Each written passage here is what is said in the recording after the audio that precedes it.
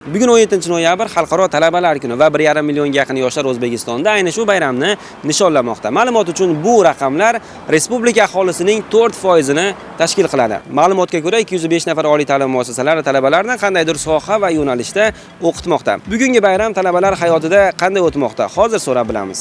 Talabalar kuni 17-noyabr bayram qanaqa o'tish kerak deb o'ylaysiz? Talabalik shukuhi davom etishi kerak. Kun davomida sezilishi kerak-da, istayam. Sezilyaptimi hozir? Ya hali kirmadim. Talabalar kuniga nima reja qilyapsiz?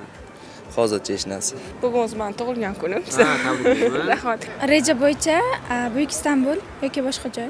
Qaysi kursdoshingiz o'tirishga kelmoqchi emas, sizlarni chopib ketmoqchi?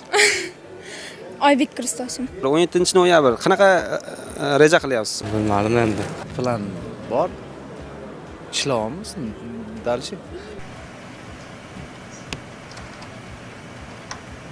O'zi siz qanaqa o'tkazgansiz? Talabalar kunini qanaqa o'tkazgansiz? Talabalar kunini biz o'zimizning kursdoshlar bilan o'tirishlar tashkil qilganmiz kechki payt.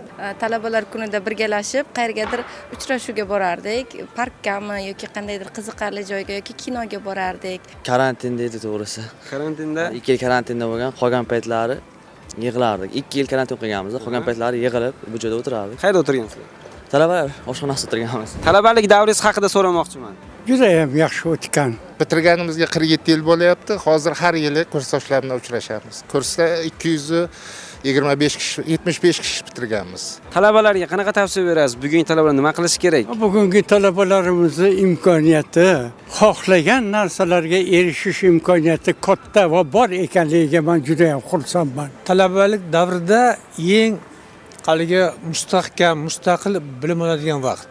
Sababi 4 yil bakalavr, 2 yil magistr bitirgandan keyin ishga tushgandan keyin vaqt bo'lmay qoladi. Shuning uchun men har doim talabalarga aytaman-da, shu 4 yil ichida, 2 yil ichida ingliz tili bormi, kompyuter savodxonligi bormi, boshqa fanlar bormi, fundamental fanlar bormi, hammasidan mukammal chuqur bilim olish kerak. Talabalik davrida iloji boricha qilolmagan ishlar qilib qolish kerak.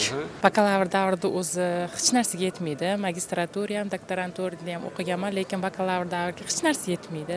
Bakalavrda ham o'qishga ham uspet qilganmiz biz.